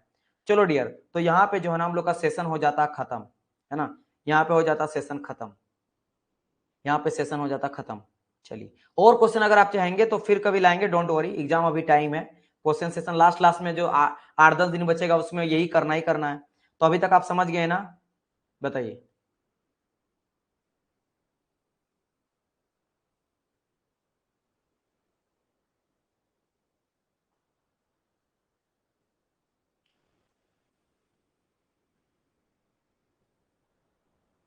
अब देखो डियर, यहाँ पे मैं कुछ लाया नहीं हूँ, यहाँ मैं कुछ लाया नहीं हूँ, है ना, यहाँ मैं कुछ लाया नहीं हूँ, नहीं तो मैं आप लोग को और कुछ करवा देता, है ना। सर थर्मल रिव्यू करा दो ना, शॉर्ट में करवा देंगे, उसका भी करवा देंगे, मैं कहा ना सब करवाऊंगा, सबका अभी ये चलेगा, अभी लगभग आपका 5-6 दिन चलेगा, क्योंकि देखो एक तो वेल्डिंग का एक क्लास चलेगा, एंड देन आपका मेटल कटिंग का एक दिन चलेगा, तो 2 हो गया क्लास, है ना, 2 हो गया।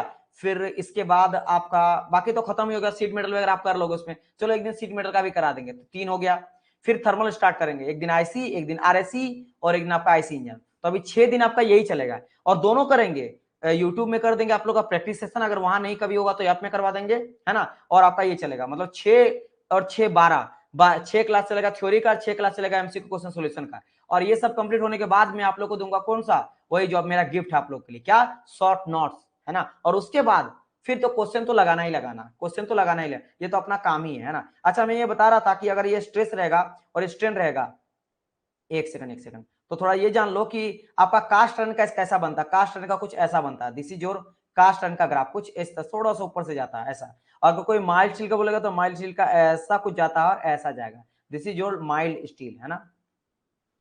तो ये भी थोड़ा ध्यान रख लेना अगर आए कभी एग्जाम में ये। और ये कंक्रीट का कुछ ऐसा जाता है, कंक्रीट का, क्योंकि याद है मैंने कहा था कि एक सर्टेन लिमिट तक कंक्रीट भी कैसा बिहेवियर करता है, इलास्टिक बिहेवियर करता है ना, समझ गए ना। और ये देखो जैसे जैसे जाता है फिर डिफरेंशिएशन धीरे धीरे होने लगता है कास्ट आयरन का, है ना, उसका डायरेक्ट टूट जाता है।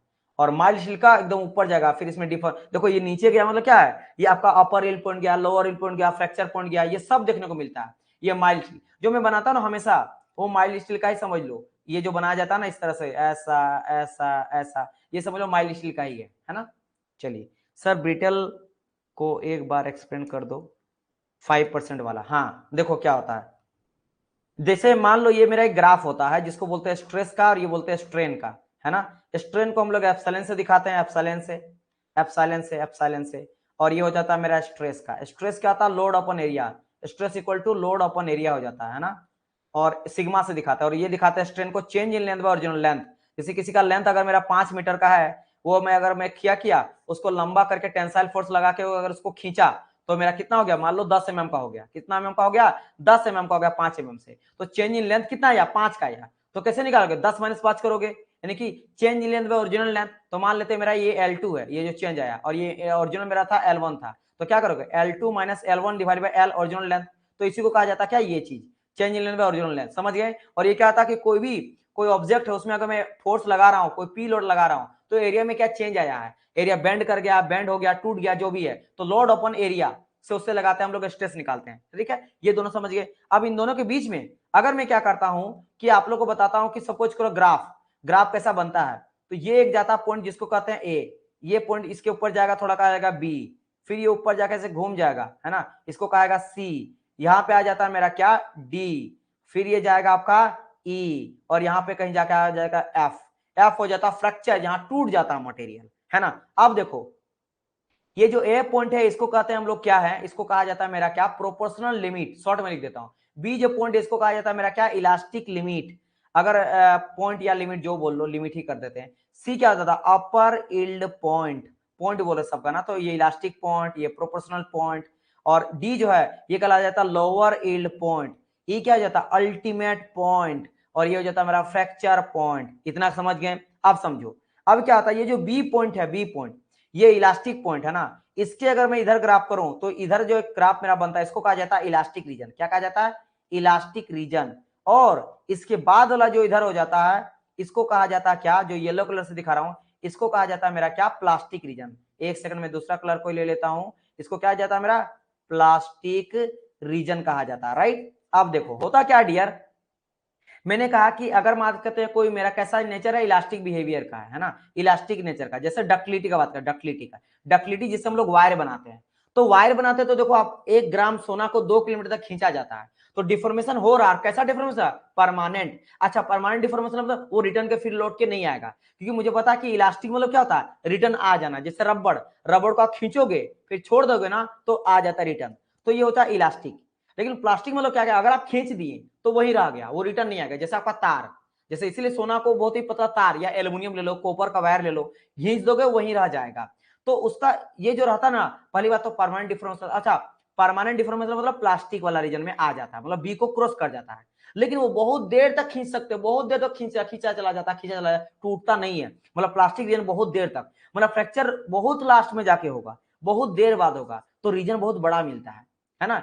कौन सा रीजन, जिसमें वो रिटर्न नहीं आता है, इसीलिए कहा जाता है कि 5% से ज्यादा पाया जाता है पोस्ट इलास्टिक। अच्छा पोस्ट इलास्टिक मतलब इलास्टिक के बाद वाला रीजन 5% से ज्यादा होता है, राइट। लेकिन यही अगर बात करेंगे ब्रिटल का, ब्रिटल मतलब क्या था, जो सडन टूट जाता है। जैसे ईंट आप जानते हो, ईंट जो ईंट होता है, ब्रिक होता है, या चौक जिससे हम लोग लिखते थे ना व्हाइट बोर्ड, ब्लैक बोर्ड में पहले जमाने में, या लिख लो कोई स्टोन, पत्थर ले लो, ऊपर से गिराओ टूट जाएगा, ग्लास ले लो ऊपर से गिराओ टूट जाएगा, वो ब्रिटल है। तो ब्रिटल में क्या होता है, इलास्टिक रीजन भी बहुत कम होता है और प्लास्टिक रीजन तो और भी कम। क्यों? क्योंकि अगर आप ग्लास को ऐसे मोड़ोगे ना तो फट से टूट जाएगा, यानी कि 5% से बहुत कम होता है ना। किसमें? ब्रिटल में 5% से कम होता है, डक्टाइल में 5% से ज्यादा होता है रीजन। समझ गए ना आप? समझ गए? कौन यहाँ पे पूछा गया था, किनके द्वारा? हाँ, प्रतिभा पूछी थी। क्या आपको क्लियर हो गया डियर? नेकिंग एक्सप्लेन कर दीजिए डियर। नेकिंग, देखो नेकिंग क्या होता है आप समझ जाना।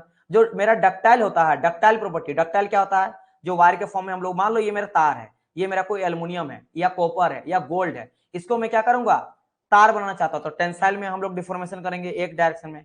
अब जैसे खींचते जाएंगे ना, इसका क्या होगा, लेंथ थोड़ा थोड़ा पतला होते जाएगा, मतलब कि थोड़ा सा क्या होगा, लेकिन बीच में कटता है, बीच में ध्यान देना। ये ऐसे गया थोड़ा, यहाँ देखो आपको अभी यहाँ नजर नहीं आ रहा, ये सेकंड स्टेज है। थर्ड स्टेज में क्या, और खींचेंगे, खींचते रहेंगे, अभी खींचा जा रहा है, उसको खींचा जा रहा है दोनों साइड, टेंसाइल फोर्स लगाया जा रहा है, फिर लगाएंगे। अब देखना यहाँ पे क्या हो रहा है, धीरे धीरे क्या हो रहा है, धीरे धीरे यहाँ पे नेकिंग, नेक मतलब होता है ना गर्दन, नेक, तो नेकिंग बनते जा रहा है, बीच में पतला होते जाता है, और हम लोग यहाँ लगाएंगे फोर्स, और लगाएंगे तो और क्या होगा, और मेरा होते जाएगा, तो धीरे धीरे क्या होगा, बहुत ही, देखो यहाँ पे क्या हो गया, अगर आपको लास्ट में देख रहे हो तो लास्ट में आपको नजर आ रहा होगा कि बीच में ना एकदम पतला जैसा हो गया। मतलब ये क्या है, ये कौन सा प्रॉपर्टी है, ये मेरा पहली बात तो डक्टाइल है। तो डक्टाइल जब टूटता है ना तो ये क्या है, देखो ये ध्यान से, इसीलिए तो पोस्ट इलास्टिक रीजन ज्यादा बड़ा होता है ना इसका, इसीलिए इलास्टिक के बाद पोस्ट इलास्टिक रीजन जो होता है वो बड़ा मिलता है, किसके केस में, डक्टाइल के केस में। क्यों? ये बताता कि मैं टूटने वाला हूं। ब्रिटल आपको बताएगा नहीं, वो फट से टूट जाएगा। देखना ब्रिटल को जब भी आप तोड़ोगे तो आपको पता नहीं चलेगा कब टूटने वाला है। जैसे मान लो ये मेरा पेंसिल आईपैड का या फिर ये सब पेंटेम का, कोई लकड़ी ले लो या कोई आप कुछ भी, ग्लास ले लो, ग्लास सबसे अच्छा, कांच का कोई प्लेट है, ऐसे करोगे, ऐसे से फट से टूट गया। लेकिन आप कोई ऐसा चीज लो, स्टील ले लो, रबड़ ले लो, या कोई कोई भी चीज ले लो, उसका आप करो वो बैंड हो जाए। जैसे मेरा पेन देख लो ना, सबसे अच्छा एग्जांपल आपका पेन है, ये देखो, ये देखो, ये मेरा बता रहा है, ये मेरा बता रहा है, देखो धीरे धीरे बता रहा है, बैंड हो रहा है, ये बता रहा है कि टूटने वाला, टूटने वाला, टूटने वाला, टूटने वाला हूँ। इस तरह से कितनों में बेंड कराऊंगा, देखो मैं बहुत ज्यादा फोर्स लगा देता हूँ, देखो ये बोल रहा है कि देखो यहाँ देखो नेकिंग होने लगा, देखो ध्यान से, यहाँ पे क्या होगा, दब गया है, यहाँ पे ऑटोमेटिकली यहाँ पे क्या होगा कि नेकिंग होगा, और उसको खींचेंगे तब भी बीच में मेरा कम होने लगता। तो नेकिंग के चलते मेरा फेल करता है इंडक्टाइल नेचर। समझ गए ना? बाकी 45% आपका जब टेंशन लगाएंगे तब कैसे टूटता है ना, और आपका कंप्रेसिव लगाता है। अब इसको मैं टेंशन लगा, इसमें तो टेंसाइल ही लगता है, एक और केस में 45 बताया था, कंप्रेसिव में, टेंसाइल में, अलग अलग केस में। समझ गए? यहाँ पे नेकिंग समझ आ गया आपको? बेचारा पेन नहीं नहीं कोई बात नहीं, इसको मैं फिर से ऐसे कर दूंगा, टेंशन ना लो, सीधा हो गया ना। एक है, दो है, तीन, चार है, सबको मैं कर देता हूँ, ठीक ठीक हो, चलो, है ना। चलिए समझ गए, समझ गए डियर? और किसी को कोई डाउट तो यू कैन आस्क मी। और कल मैं आप लोग का लूंगा क्या? अच्छा मैं सोच रहा हूँ कल अब मैं डे में ही करा लूं क्या? अगर मैं डे में करा लूंगा कोई दिक्कत है? ओहो, एक सेकंड, एक सेकंड, एक सेकंड, एक सेकंड, मैं आप लोग से ना एक चीज मैंने, ओ आई, माय मिस्टेक। अब मैं सारे स्टूडेंट को कैसे ऐड करूंगा, बिकॉज डियर यहाँ पे आप लोग का कंप्लीट नहीं हुआ है, यहाँ पे आप लोग का कंप्लीट नहीं हुआ, अभी सिर्फ आपका एक ही टॉपिक हुआ डियर, एक ही टॉपिक हुआ है। अब मैं यहाँ पे कैसे स्टूडेंट को लाऊं, क्योंकि यहाँ पे आप देख सकते हो ये आपका अभी जस्ट इंजीनियरिंग मटेरियल हुआ है, तो अभी हम लोग का हीट ट्रीटमेंट बाकी है, अभी हीट ट्रीटमेंट भी क्वेश्चन है, और 33 क्वेश्चन है, ये अभी छूट गया है। तो मैं काम करता हूँ ना, पहले स्टूडेंट को फिर से इन्फॉर्म करता हूँ, मैं स्टूडेंट लोग को कंफर्म इन्फॉर्म कर देता हूँ कि फिर से लाइव, या फिर एक काम करें, मैं फिर से लाइव तुरंत आता हूँ, है ना, मैं फिर से तुरंत लाइव आता हूँ, क्योंकि स्टूडेंट भाग गए ना, उनको पता नहीं है। तो आप लोग वेट करो, मैं तुरंत लाइव आता हूँ, कुछ बचा हुआ 10-20 क्वेश्चन है, तुरंत हो जाएगा। लेकिन मुझे लगा ना कंप्लीट हो गया, मुझे अभी जस्ट याद आया, आई एम सो सॉरी कि, क्योंकि पीपीटी अलग अलग क्यों रखा था, क्योंकि ये फॉर्मेट में लेता ना, उस फॉर्मेट में था। ग्रुप में एसएमएस करिए, ग्रुप में एसएमएस करने से आ जाएगा सारे स्टूडेंट। चलो मैं कर लेता हूँ, क्योंकि अभी देखो मैं एक सेकंड में देखता हूँ और पीपीटी, मुझे मैं शायद और पीपीटी ऐड करा था। अच्छा यहाँ पे और भी एक है, एक सेकंड, एक सेकंड में देखता हूँ कितना है ना। अच्छा एक इंजीनियरिंग मटेरियल का एप्लीकेशन भी है, इसमें कितना क्वेश्चन है? ओके, तो अभी 70 क्वेश्चन और है डियर, क्योंकि मैं सोचा था कि इसमें तो मैं अच्छा खासा क्वेश्चन लाया हूँ ना, बहुत अच्छा इसमें क्वेश्चन लाया हूँ। तो मैं एक बार यहाँ करता हूं कि कंप्लीट अभी नहीं हुआ, अभी क्लास चल ही रहा है। एक सेकंड वेट वेट, में थोड़ा एसएमएस करने दिए, स्टार्ट करते हैं इसको, है ना।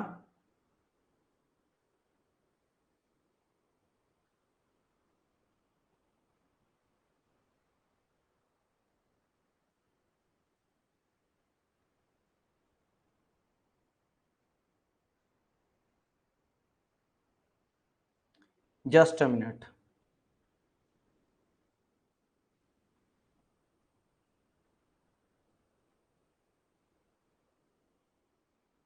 चलिए, मैंने दोनों में बता दिया स्टूडेंट लोग को, आ जाएंगे आ जाएंगे आ जाएंगे, है ना, क्योंकि 25 स्टूडेंट चल गए हैं। तो अभी हम लोग का हीट ट्रीटमेंट प्रोसेस जो है वो बचा हुआ है, नहीं तो बाद में स्टूडेंट बोलेंगे रात अपनी। हाँ, ज्यादा रात तो नहीं हुआ, क्योंकि 1 घंटा का बात है, सब हो जाएगा। अच्छा, कैसे ऐड करेंगे, मेरा नंबर लिख लो आप लोग, 8210989049। मैं आप लोग को ऐड, मतलब आप बोलना कि सर ऐड होना, मैं करवा दूंगा। अच्छा, क्या बात है, स्टूडेंट कम है ना, तो क्या मैं फिर से आप लोग को, आप लोग एक काम करो, मैं फिर से लाइव आता हूँ, है ना, फिर से लाइव आता हूँ, तुरंत 2 मिनट लगेगा, सारे स्टूडेंट आ जाएंगे। ठीक है, चलो वेट करो थोड़ा सा, मैं आता हूँ आप लोग के लिए फिर से, है ना, चलो, क्योंकि फिर बाद में स्टूडेंट बोलेंगे ना, इसीलिए।